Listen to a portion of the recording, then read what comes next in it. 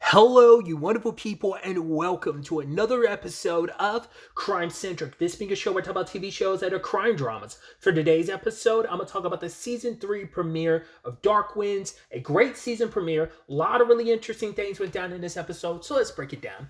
I really appreciate the show continuing like the beginning of the season being this in media res situation where it's like, all right, this is where we get to at some point in the season. Probably won't be the end of the season. We might be like, because I forgot like the situation popping off at the beginning of season 2. It's like it was like only a few episodes, wasn't it? It wasn't like a long way into the season, I don't think, at least not off the top of my head. But I can't remember how long between like where we started at the beginning of episode 1 to where that point it was in the season. It might have been closer to the middle of the season, whatever the case may be. I'm always a fan of how the show has kind of approached that angle. So like, and especially like we catch up with Leaphorn, and he pulled that arrow out. But if you know, I mean, from what it looked like, it didn't seem like the arrowhead was on it. So I guess the arrowhead stuck inside of him, but it didn't seem like the arrow went all the way through. I think it's just stuck in his neck, maybe.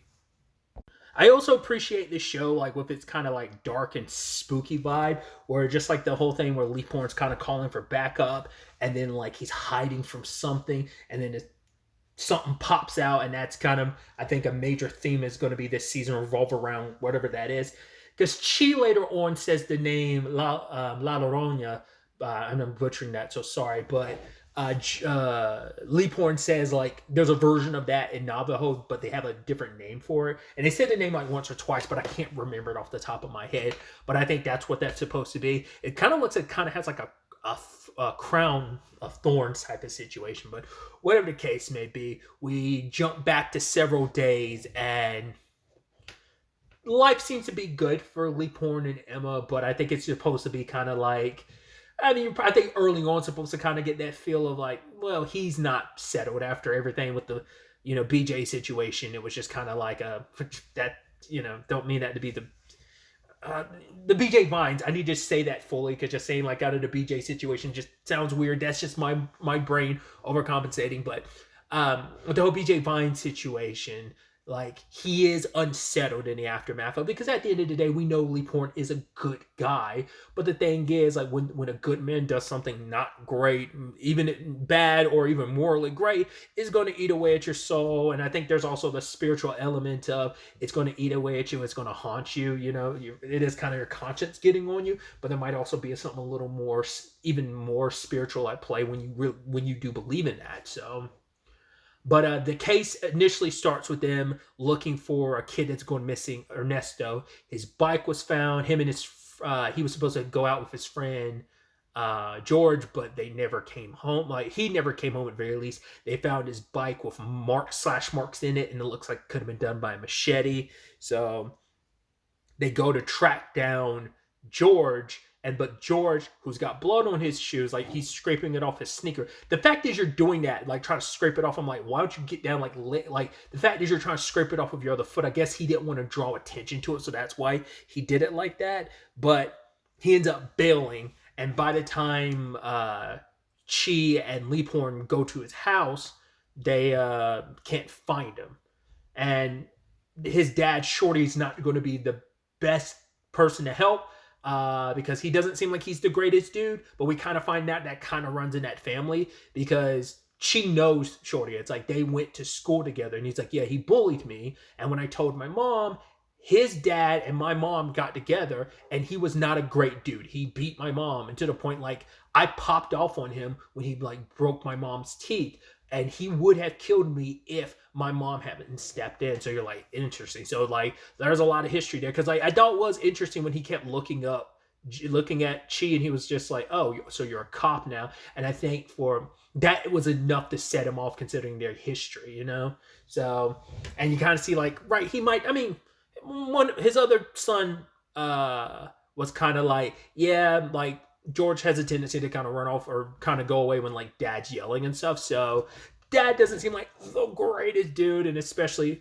people can grow and change, but sometimes you don't change that much. So I'm sure Chi's kind of feeling some of that. It's understandable. Like you're not going to let go of like a lot of people in your family sucked, what you kind of put me and my mom through, so we'll see where things kind of go on that front. But I think because of the chi of it all, Shorty's not going to be too helpful. His other son obviously was, because Lee Porn was able to reach out to him. So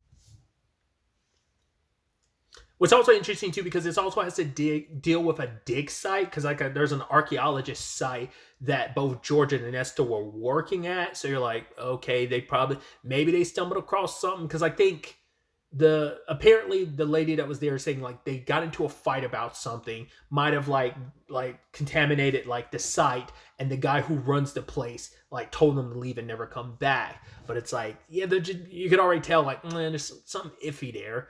But it's like probably like they stumbled across something they weren't supposed to, and now you're like, well, is this whole like scary thing like a real thing, or is it someone being manipulative and trying to like make something spooky and scary? Because George was like, yo, Ernesto got grabbed by a monster, and he probably didn't know who to turn to, because he was scared, because like no one's going to believe me. But it's like, it's just someone kind of doing like a bit of a boogeyman thing where they're pretending to be this monster and attacking. But even Lee Porn saw it at one point. So we're going to be, especially from what I saw, I tried to skimmed the trailer for like a thumbnail for a video, but I tried not to I didn't want to watch the trailer. But what I saw in it was like some very like trippy stuff, especially with all the Lee Porn stuff. It seems like he's kind of going through it this season, like between like what's real and what's just in your head. So but he sees it at one point in an episode, because he saw like, okay, this plate of food that has all these ants crawling over it, and I'm like, was that real? And he went outside with the shotgun, because he was like, okay, there's something out here spooking the horses. And then his wife was like, Emma's like, yo, well, like, what are you doing? So, because there were some telltale signs of things not being right, and Emma could tell something was off with Lee Porn. But it's like, she at first was like, because he was like, oh yeah, I saw like a coyote. She's like, which way was it going? He was like, north. And I was like, at first the way she was acting, I was like, is that supposed to be like a bad omen? And then she talks about him not kind of being a little, things kind of being a little off. He's like, yeah, I haven't been sleeping much. And then when they grabbed the plate, she like, it's split in half, and you're like, that's definitely a bad sign. So that's really, really interesting. And tying into that, we also had Jen Elfman in this season, because I saw her in the trailer. I was like, oh, that's cool. She's playing an FBI agent. Is it Sylvie or Sylvia?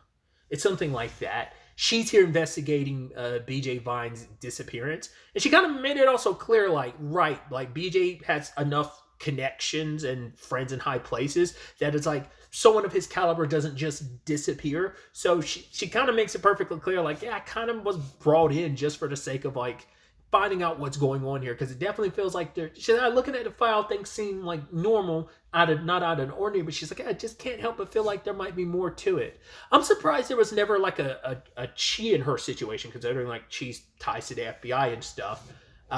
You would have thought that would have been a conversation, but maybe that's something they're going to end up saving for later on in the season. But like her main interaction is with Lee Porn, which makes sense, the connection to BJ and everything, so it makes sense. But still, like, you would have thought there would have been some interaction between Chi and her, but we'll see.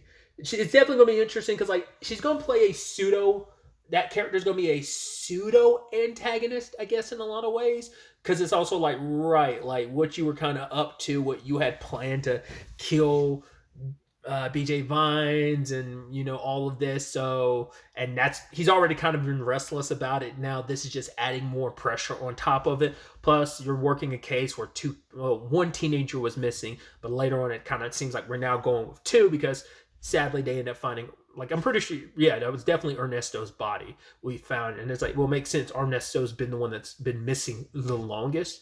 So I thought it was interesting too, because like where his body was found, because I was like, because at first the way it was like that thing was like sloped, I was like, oh, did they just slide his body down? But then like the moment Lee Porn and Gordo are like crawling, I was like, man, like from opposite sides. I was like, oh, where'd you stash his body, dude? But then like his body fell from like the ceiling, so I'm like, I don't know if they like stuffed his body there like that, and it just finally fell through, or did they bury him above, and then he finally, like, the ground was so unstable beneath him that it followed, like, it plowed. Like, I'm curious how that worked, with his body ending up in that situation. Plus, there was like a shard of something in his mouth, and I wonder if that has something to do with like the archaeology dig, whatever it was in his mouth. I couldn't make heads or tails of it. I do love that bit where like Leaphorn's like, okay, Gordo, reaching to get that thing out of his mouth. And Gordo's like, no, I'm good. I don't want to. Why don't you do it? You're the one that's like, you're so great in everything that you do, Leaphorn, why don't you do it? He's like, I can't do it.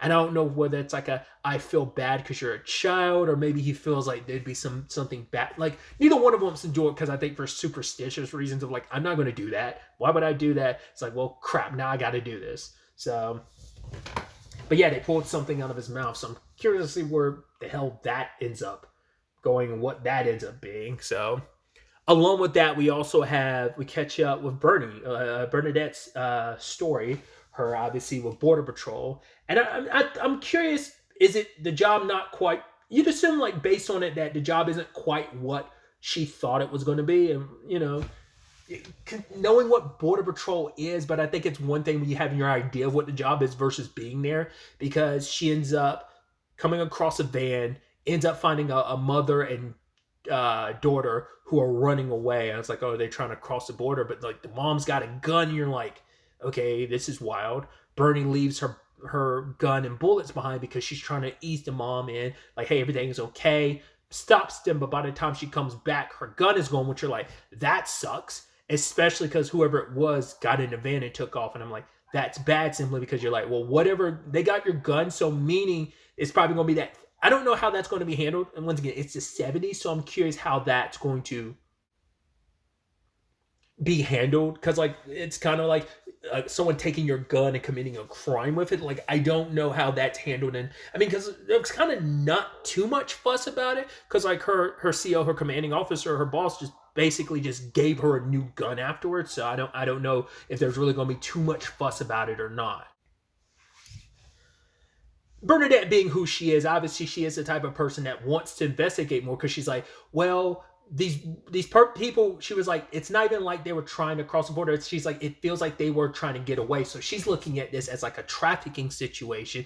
And her boss is just kind of pushing it off, being like, it is what it is. They're going to be sent back. You did your job. Leave it at that. They're going to be sent back to Mexico. Someone else is going to look into that missing van thing. And that's just all there is. But she feel like, no, there's more to this. And her kind of partner is kind of like, let it go, because she's like, on the reservation, we have a lot, like, we're in a position to say like what goes, but considering where we are right now, position wise, like, we don't have that authority and position. So just kind of do work and kind of don't put up too much of a fuss. Kind of, you do your job, and because you don't have as much say here under these circumstances. Like, even if you got this, because normally, like, you had a gut instinct about something, you would investigate it, but here it's like, no, you just do your job, and it's like, don't step out the boundary of what is your job. She's kind of told that multiple times by both people she works with at Border Patrol and her fellow officers, but also like her commanding officer. So it's like, what's interesting too, because when she goes to talk to the family at one point in time, which that is kind of a sad situation, like, they're just locked in that cell, they're not, like, that room, they're not given any blankets or whatever. Like, it took Bernadette bringing them blankets, and also, like, treating the mom's wounds, that it's like, oh, that they didn't automatically get that treatment. It's kind of extra sad and depressing. But the little girl was trying to communicate, like, because Bernadette's not fully understanding what the mom's trying to say about who was behind that, who took her gun, who was in the van. And the little girl draws like a circle that has scribbles, and she says the word pig. My immediate thought was as in, like, it's a cop, right? Specifically, it's probably a Border Patrol agent, I would assume.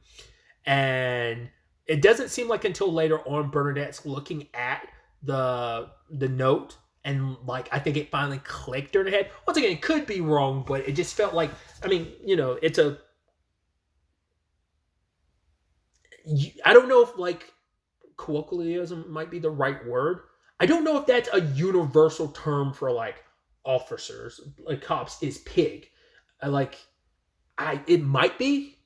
I think it kind of might be like a universal thing of, like, it is used. Because I think about, like, it's a different situation, but I think about, like, Stranger Things, because I think the Russian equivalency to pig was used in season 4 of Stranger Things to reference a cop. So it might be a universal thing of like calling someone like a pig. It is kind of universally understood you're referencing a cop. So I'd also assume that'd be why her commanding officer was just kind of like, no, don't investigate any further. That's kind of a little bit of a, we're not going to look into this, despite it having to deal with, people being here illegally.